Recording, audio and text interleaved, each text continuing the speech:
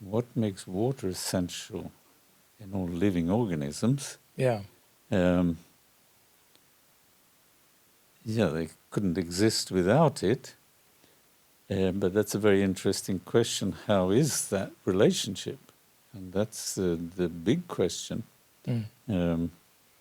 Everything that grows and starts from a little seed, whether it be into the earth or into the womb,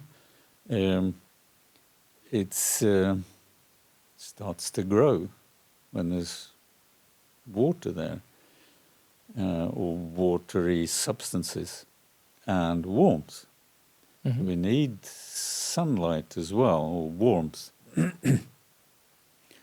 Otherwise, in the cold, seeds often stay dormant. But this water this is the big question, how is it related to growth? And growth is something of a life force. And where does this growth force come from? And that growth can go on and build up enormous amounts of material, like a huge big tree, 500 years old oak tree, with an enormous amount of substance, and it didn't make any noise, didn't need any motors pressing or banging or... So what is that technology, that process in nature?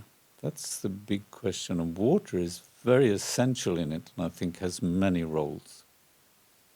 So if you take the idea of the oak tree and as an example, you've got obviously the first, what do you call it? The first when the oak acorn starts to grow, you've got that phase in it where it's actually sort of packed with, well, it's already packed with some sort of water in it, right? It's got a bit of water in it. And very little, but it's got got sort of, and usually it's got some information, all the biological information. It's not a stone. No. It's got this protein mixture of what we call DNA and chromosomes and all the rest of it somewhere there. Yeah. I'd never seen an oak sprout before. No, right. And I'd kicked a pile of leaves, I think it was in the springtime. I kicked a pile of leaves, so they'd gone through the winter. Autumn leaves, yes. And so they'd been laying all winter long. And then underneath it, I found this oak tree starting to grow. Yeah. And I was just like, wow, I think it was just maybe one or two leaves. And then it was still connected to the acorn. First comes a root, shoot, and then it sends out the cotyledons. I think they're called 2 leaves, very simple leaves. Mm-hmm. And then it starts to shoot, root and shoot more for other leaves. And so, sort of my question was, you've got a 500-year oak tree that started off from that little acorn. Mm-hmm.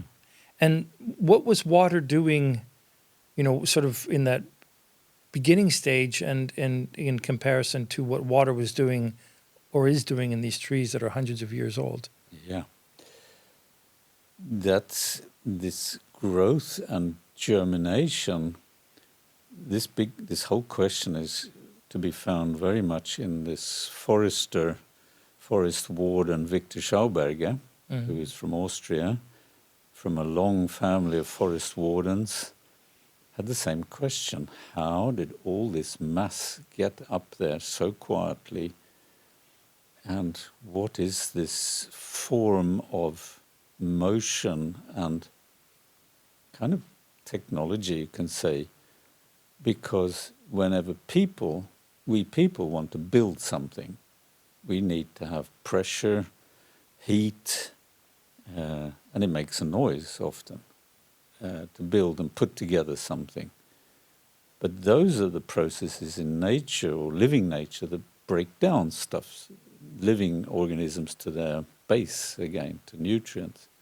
But this upbuilding, so that starting going, and that little oak sprouted acorn you saw was under leaves, and leaves keep moisture. It's like a mulch, and a certain temperature. So that's that's the thing. You can put a seed in dry sand and nothing will happen. It could even be warm, but there needs to be also moisture. But if the sand is cold or the earth is cold and you put the seed, it probably will rot. So this process starts, and then it's fantastic in living organisms, all, whether plants or animals, of a metamorphic process of changing forms and developing.